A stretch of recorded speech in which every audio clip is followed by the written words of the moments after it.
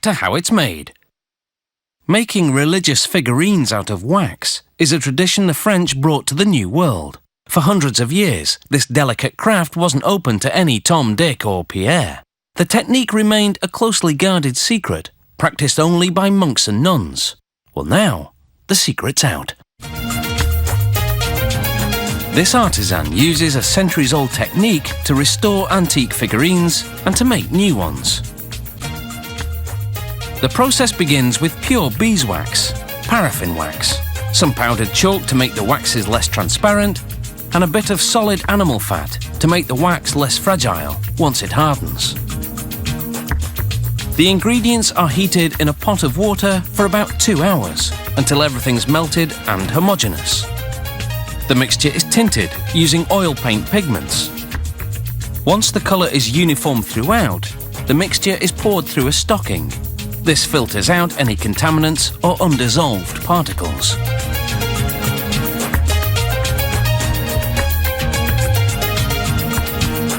Now the mixture is poured into a plaster mould.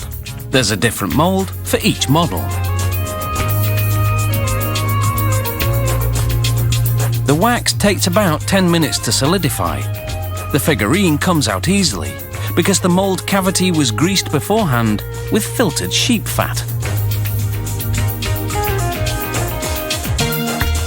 The figurine at this point is firm enough to extract from the mould, but still soft enough to sculpt. With a fine heated blade, the excess wax is removed.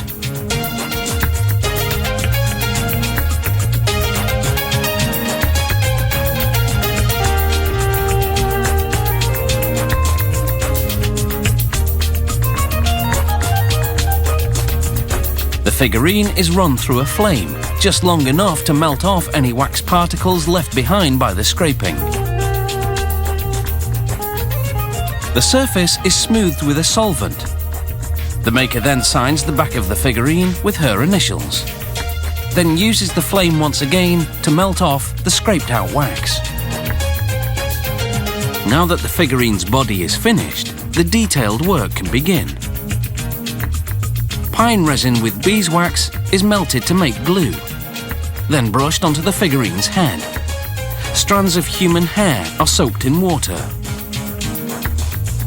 along with strips of fabric. The artist rolls the hair around a knitting needle to make curly locks. She winds the fabric over the curls to hold them in place until they air dry. If pressed for time, she'll dry them in an oven on low heat. To make bigger curls for a larger figurine, she simply uses a thicker knitting needle. Now, using a hot blade to reheat and activate the glue, she applies each length of curls individually.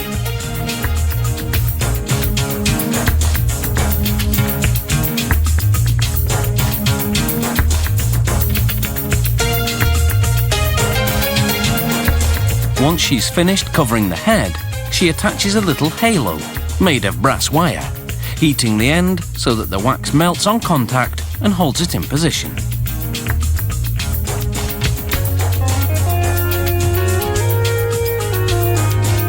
Now, using a small pointed tool that she repeatedly heats on the flame, she sculpts the fine facial details, the figurine's eyes, eyelids, nostrils and lips.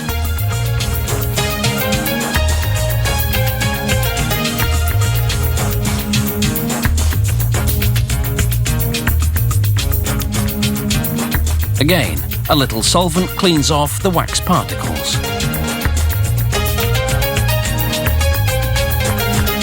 Now the figurine is brushed from head to toe with powder made of pumice and pigment. This will help the watercolour paints adhere to the wax.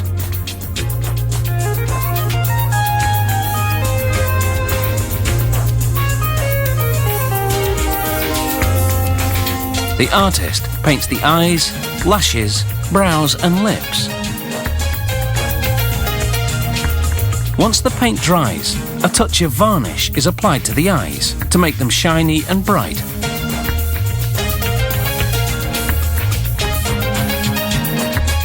The figurine is then dressed and positioned in its setting.